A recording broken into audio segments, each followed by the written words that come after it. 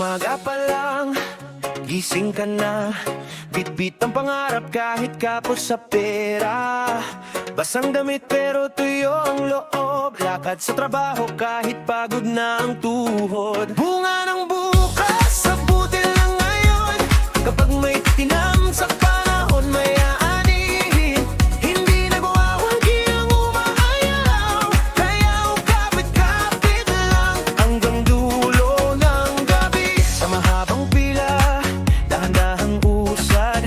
Tiyaga sa init, sa gutom, sa alikabok. Sa hirap kung ano ang puno, siya rin magiging bunga. Kaya pinipili mong maging mabuti sa iba.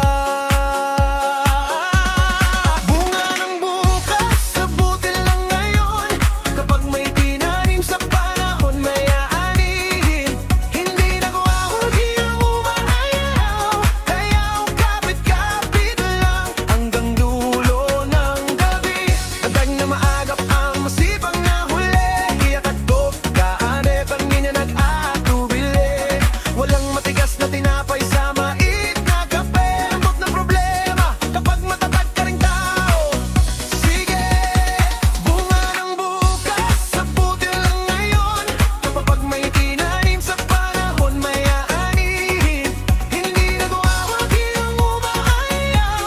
Kaya kapit-kapit lang hanggang dulo ng gabi. Sa umaga pa lang, gising ka na.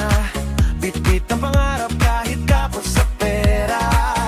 Basang damit pero tuyo ang loob. Lakad sa trabaho kahit pagod na ang tuhod. Bunga ng bukas, sa buti lang ngayon.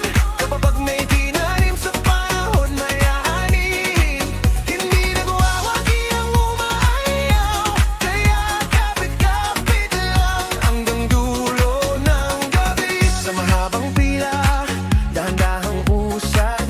Tiyaga sa init, sa gutom, sa alikabok. Sa hirap kung ano ang puno, siya rin magiging bunga. Kaya pinipili mong maging mabuti sa iba. Bunga ng bukas, sa buti lang ngayon. Kapag may tinanim sa panahon, may aanihin. Hindi nagwawagi ang umaayaw. Kaya kapit-kapit lang hanggang dulo ng gabi. Kahit na maagap ang masipang na huli. Nakakago pagkakagin, hindi na nagwaatubili. Walang matigas na tinapay sa maiit na kape. Alam ng problema kapag matatag ka ring tao. Sige, bunga ng bukas, sa buti lang ngayon. Kapag may tinanim sa panahon, may aanihin. Hindi nagwawagi ang umaayaw.